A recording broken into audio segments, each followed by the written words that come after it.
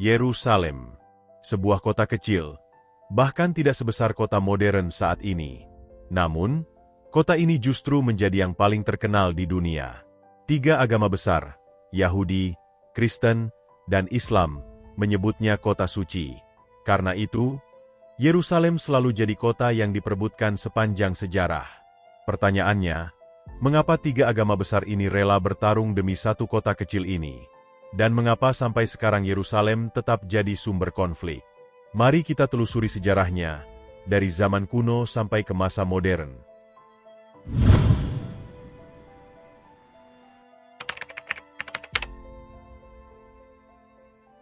Bagi orang Yahudi, Yerusalem adalah pusat iman mereka.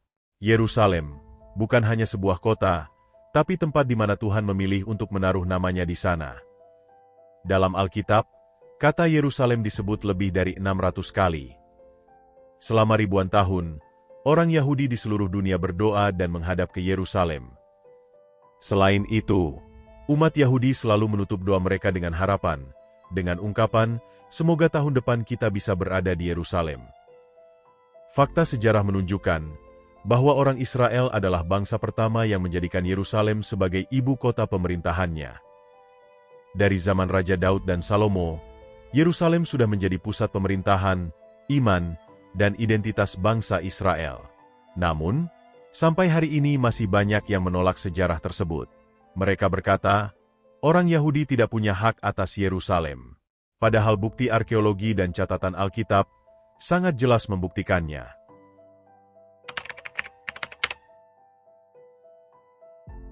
Bagi umat Kristen, Yerusalem adalah kota keselamatan.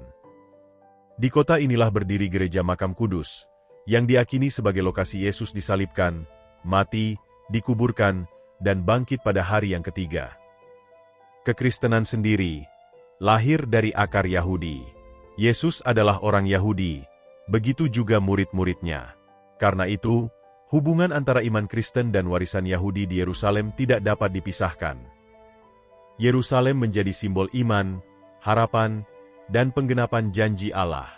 Bukan hanya bagi umat Yahudi, tetapi juga bagi umat Kristen. Setiap tahun, ribuan umat Kristen berziarah dari berbagai negara untuk melihat dan merasakan langsung jejak sejarah tersebut.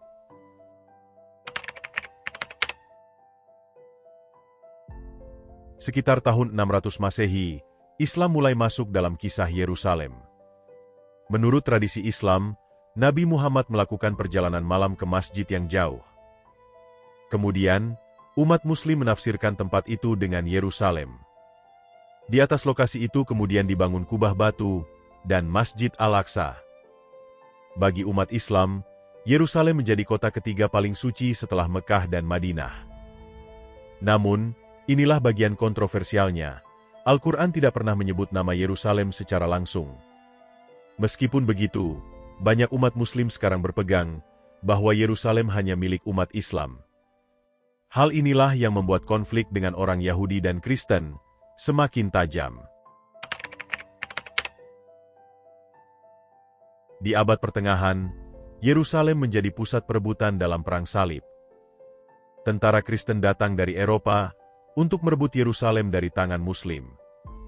Setelah itu, pasukan Muslim bangkit kembali dan berhasil merebutnya. Perang berlangsung berabad-abad, dan ribuan orang mati demi satu kota kecil ini. Jadi, Yerusalem tidak hanya soal iman, tetapi juga soal kekuasaan. Siapa yang menguasai Yerusalem, dianggap memiliki wibawa rohani, sekaligus politik.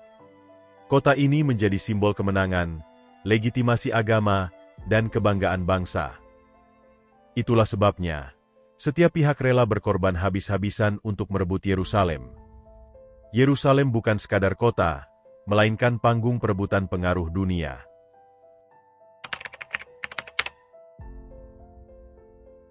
Sesudah Perang Dunia Kedua, PBB mengusulkan pembagian tanah untuk Yahudi dan Arab, dengan Yerusalem dijadikan kota internasional. Namun, rencana itu gagal karena penolakan. Baru pada tahun 1948, Israel berdiri sebagai negara merdeka. Kemudian, Yerusalem Timur jatuh ke tangan Yordania, dan selama hampir 20 tahun, orang Yahudi dilarang masuk ke tembok ratapan, tempat paling suci mereka. Baru pada tahun 1967, melalui Perang 6 Hari, Israel berhasil merebut kembali Yerusalem Timur. Untuk pertama kalinya dalam 2000 tahun, orang Yahudi bisa berdoa lagi di tempat suci bagi mereka. Namun, masalah belum selesai. Saat Israel menyebut Yerusalem sebagai ibu kota selamanya, ada banyak negara tidak setuju dan ingin kota itu dibagi. Hari ini, Yerusalem tetap menjadi kota paling panas di dunia. Muslim berdoa di Masjid Al-Aqsa, Yahudi meratap di tembok ratapan, dan orang Kristen berziarah ke gereja Makam Kudus. Namun ada pertanyaan yang penting untuk direnungkan. Jika Yerusalem benar-benar kota suci, mengapa justru menjadi kota paling berdarah dalam sejarah? Jika orang sungguh percaya kepada Allah, mengapa mereka tega saling membunuh demi satu kota kecil? Yerusalem menjadi cermin kenyataan pahit, bahwa manusia bisa mengorbankan perdamaian demi mempertahankan klaim yang tidak berdasar. Yerusalem tetap menjadi simbol iman sekaligus luka dunia. Yerusalem adalah kota penuh misteri, tempat iman, sejarah, dan politik bertemu. Pertanyaannya, siapakah yang paling berhak memiliki kota ini? Silakan tulis pendapatmu di kolom komentar.